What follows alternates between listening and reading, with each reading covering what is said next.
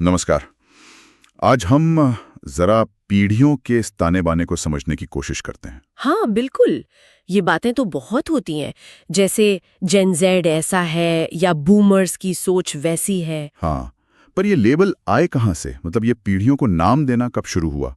और आज जो युवा पीढ़ी है उस पर टेक्नोलॉजी का, खासकर ये स्मार्टफोन वगैरह का क्या असर है? इस पर थोड़ी बात करते हैं आज। बिल्कुल। और ये सच में दिलचस्प है कि लोगों को ऐसे पीढ़ियों में बांटना ये ज्यादा पुरानी बात नहीं है।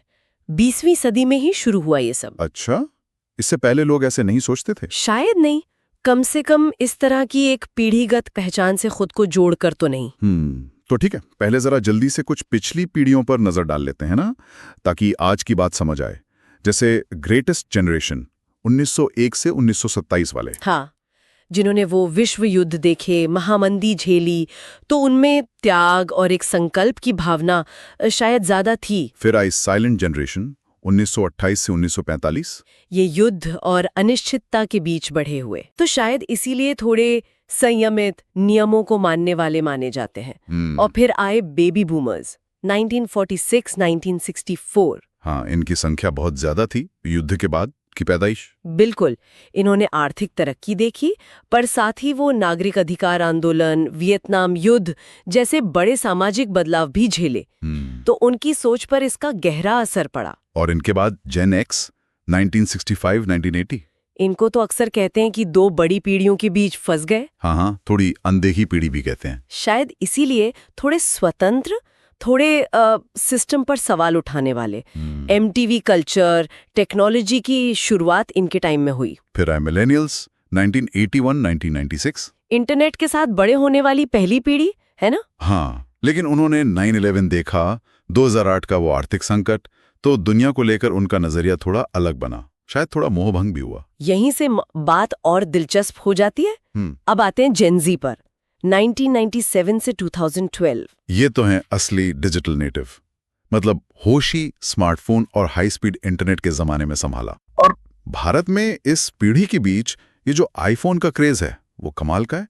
सुना पिछले साल कोई 90 लाख आईफोन्स बिके। हाँ, और उससे भी ज्यादा हैरान करने वाली बात यह है कि इनमें से करीब 60% बिक्री टियर 2 और टियर 3 शहरों में हुई। अच्छा, मतलब छोटे शहरों में भी? हाँ, तो ये दिखाता है कि आईफोन अब सिर्फ बड़े शहरों का स्टेटस सिंबल नहीं रह गया है। लेकिन ऐसा क्यों? मतलब एक फोन ही तो है, इतना क्या है उसमें? देखिए, ये सिर्फ टेक्नोलॉजी की बात नहीं है, ये सामाजिक मान्यता का सवाल बन गया है। सोशल वैलिडेशन जिसे कहते हैं। सोशल वैलिडेशन मतलब दोस्तों के बीच अच्छा दिखना? हाँ, दोस्तों के बीच धाक जमती ऐसा लगता है। कई युवा मानते हैं कि आईफोन हाथ में हो तो कॉन्फिडेंस आता है, लगता है कि वो कूल ग्रुप का हिस्सा है।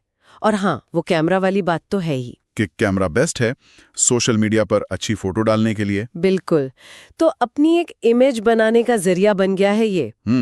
इसके पीछे कोई साइकोलॉजी भी काम करती है क्या? हाँ बिल्कुल। एक तो है हैलो इफेक्ट। एप्पल महंगा ब्रांड है, प्रीमियम है, तो अनजाने में लोग आईफोन यूजर को ज्यादा अमीर, स्टाइलिश, सफल मान लेते हैं। अच्छा, सिर्फ फोन देखकर? हाँ, बस फोन देखकर ही एक पॉजिटिव इमेज बन जाती है। वाओ। और दूसरा आपने कहा था मिमेटिक डिजायर। वो क्या चीज है? मिमेटिक डिजायर ये रेने जेरार्ड का सिद्धांत है। मतलब ये कि हमारी बहुत सी इच्छाएं ना, हमारी अपनी होती नहीं है। अपनी नहीं होती, तो हम दूसरों को देखकर सीखते हैं कि हमें क्या चाहना चाहिए। जब दोस्त, सेलिब्रिटी, कोई इन्फ्लुएंसर आईफोन यूज करता दिखता है तो हमें भी लगता है कि हाँ यही चाहिए। हम दूसरों की इच्छाओं की नकल करते हैं अनजाने में। अरे, मतलब हम दूसरों की नकल कर रहे हैं अपनी इच्छाओं में भी। सोचने वाली बात है। और कंपनियां तो इसका फायदा उठाती होंगी। जाहिर है, ये आसान किश्तें, ईएमआई, डिस्काउंट सेल्स, इसी ने तो इसे और हवा दी है। अंदाजा है कि कोई 70% आईफोन्स ईएमआई पर खरीदे जा रहे हैं। 70%? हाँ, खासकर युवाओं में तो महंगा फोन पहुंच में आ गया, भले ही कर्ज लेना पड़े। उफ, लेकिन इसका एक दूसरा पहलू भी है ना, ये दबाव, सोशल मीडिया पर हमेशा परफेक्ट दिखने का, बेस्ट चीजें यूज करने का प्रेशर। बहुत ज्यादा दबाव है, और ये सिर्फ आईफोन तक नहीं है। महंगे कॉन्सर्ट, घूमने की जगह, कपड़े, जूते, लिस्ट लंबी है। पर हाँ, आईफोन शायद इस पूरी दिखावे की संस्कृति का सबसे बड़ा प्रतीक बन गया है। एक तरह की सोशल करेंसी जैसा। हाँ, बिल्कुल सही कहा। आज की युवा पीढ़ी के लिए ये कुछ वैसा ही बन गया है। तो आगे क्या?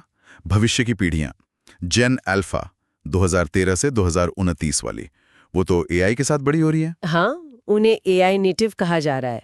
वो शायद और भी ज्यादा कनेक्टेड दुनिया में जिएंगे। और आगे की पीढ़ियां, बेटा, गामा, कौन जाने, शायद टेक्नोलॉजी के साथ इतना घुल मिल जाएं कि इंसान और मशीन का फर्क ही मिटने लगे। मंगल पर बस्तियां, साइबॉर्ग, डिजिटल चेतना, ये सब तो अभी साइंस फिक्शन लगता है, पर टेक्नोलॉजी जिस तेजी से बढ़ रही है, कुछ भी हो सकता है। तो हमने देखा कि कैसे बड़े ऐतिहासिक बदलाव पीढ़ियों की सोच गढ़ते हैं और कैसे आज जेन जी के लिए टेक्नोलॉजी और खासकर ये आईफोन सिर्फ एक गैजेट नहीं रहा। हाँ, वो सामाजिक पहचान, स्टेटस, आकांक्षाओं का प्रतीक बन गया है।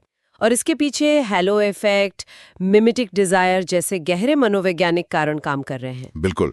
और ये हमें एक जरूरी सवाल पर लाता है हाँ, कि जैसे जैसे टेक्नोलॉजी हमारी जिंदगी का हिस्सा बन रही है और शायद इंसान का भविष्य भी डिजिटल होता जा रहा है, तो क्या हम इस दिखावे और सामाजिक दबाव की दौड़ में अपनी असलियत, अपने जो मानवीय मूल्य हैं, उन्हें बचा पाएंगे? ये बहुत बड़ा सवाल है। सच्ची खुशी और संतुष्टि क्या इन बाहरी चीजों में है, दूसरों की नजरों में है, या हमारे अपने अंदरूनी विकास में? इस पर सोचना तो पड़ेगा। बिल्कुल सोचने वाली बात है।